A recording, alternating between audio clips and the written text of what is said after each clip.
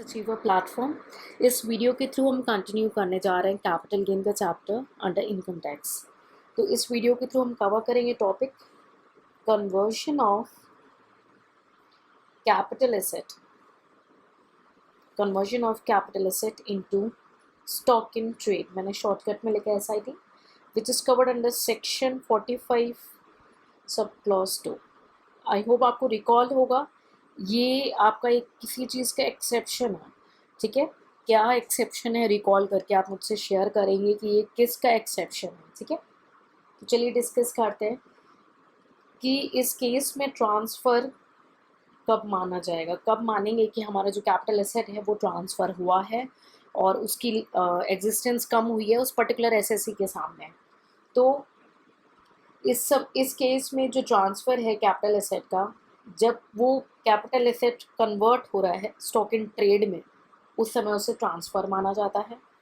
और किस ईयर में इस पर टैक्सेबिलिटी अराइज होगी, इसमें जो कैपिटल गेन है वो टैक्सेबल होगा उस प्रीवियस ईयर में जिस प्रीवियस ईयर में वो कन्वर्ट हुआ है इनटू स्टॉक इन ट्रेड। और वो स्टॉक इन ट्रेड जो है, जैसे ये कैपिटल एसेट कन्वर्ट हो गया स्टॉक इन ट्रेड में, ठीक है। अब ये स्टॉक इन ट्रेड जब सेल हो रहा है या किसी भी तरीके से ट्रांसफ़र हो रहा है, आई होप आपको रिकॉल हो, ट्रांसफ़र की डिफिनीशन काफ़ी बड़ी थी। तो किसी भी वे में वो ट्रांसफ़र हो रहा है या सेल हो रहा है या एक्सटिंग्विश हो रहा है, ठीक है, तो उस समय उस प्रीवियस ईयर में कैपिटल गेन जो है वो टैक्सेबल हो जाएगा।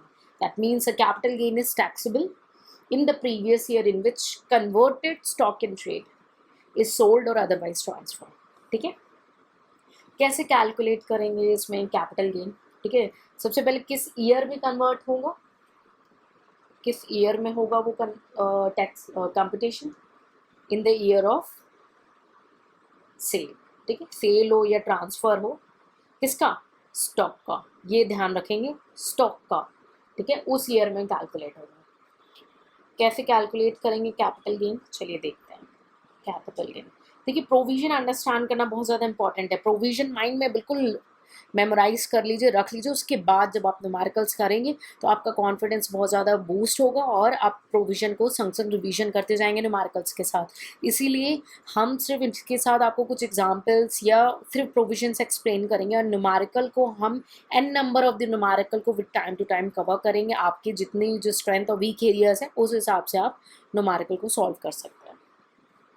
देखिए कैपिटल गेन में कैसे कैलकुलेट होगा, हम लिखते हैं ना कंसिडरेशन रिसीव, तो यहाँ पे क्या होगा, fair market value of stock on date of conversion. जिस डेट में कन्वर्जन हुआ था उस डेट में जो स्टॉक की फेयर मार्केट वैल्यू क्या थी, ठीक है, लेस कॉस्ट ऑफ एक्विजिशन या इंडेक्स्ड कॉस्ट ऑफ एक्विजिशन, जो भी इसके ऊपर अप्लाई हो, जो बैलेंस होगा वो उनका कैपिटल गेन होगा, जो भी शॉर्ट टर्म लॉन्ग टर्म। ठीक है, और इस केस में बिजनेस इनकम भी अराइज होगी, किसी इंडिविजुअल की बिजनेस इनकम भी अराइज होगी। कैसे, अब आपने स्टॉक सेल किया है उस ईयर में टैक्सेबल हो रहा है, तो पैसे तो आपको सेल से मिल रहे हैं।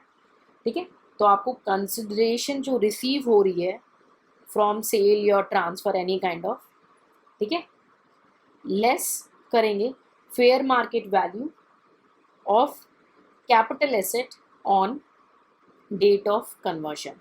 ठीक है, जिस डेट को आप कन्वर्ट कर रहे हैं, ठीक है, उस डेट को जो कैपिटल एसेट की stock in fair market value है उसको लेना है। यहाँ पे कैच है, ऊपर जो कैपिटल गेन कैलकुलेट किया था हमने fair market value of stock लिया था, यहाँ पे स्टूडेंट मिस्टेक करते हैं। ठीक है, on date of conversion less cost of acquisition.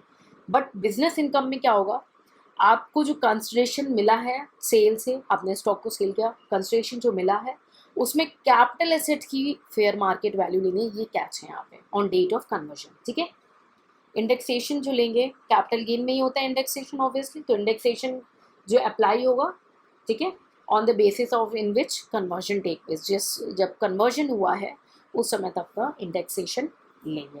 ठीक है, एक एग्जाम्पल ले लेते हैं। ठीक है, स्ट्रेट अप एग्जाम्पल आपको क्लियर करूँ कैसे सी है। ठीक है, उन्होंने स्टॉक को कन्वर्ट किया है, कैपिटल एसेट को स्टॉक इन ट्रेड में कन्वर्ट किए थे। तो जब कन्वर्ट होता है capital asset stock in trade को तो उसको ट्रांसफ़र मानते हैं। ठीक है, ट्रांसफ़र किस ईयर में माना हमने, ट्रांसफ़र माना year in which capital asset is converted into stock in trade, जिस ईयर में कन्वर्ट हुआ उस ईयर में हमने इसे ट्रांसफर माना। लेकिन सेक्शन 45 सब क्लॉज 2 क्या बोलता है जो हम पढ़ रहे हैं कि कैपिटल गेन कब अराइज होगा उस ट्रांसफर से, जिस ईयर में स्टॉक इन ट्रेड सेल हो रहा है।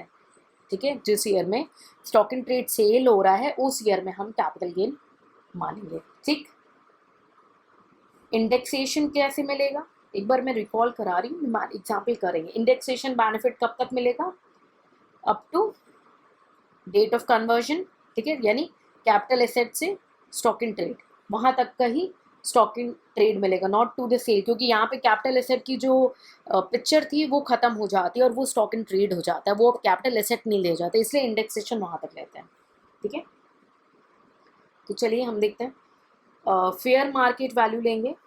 ठीक है, सपोज लैंड था, fair market value of land on date of conversion.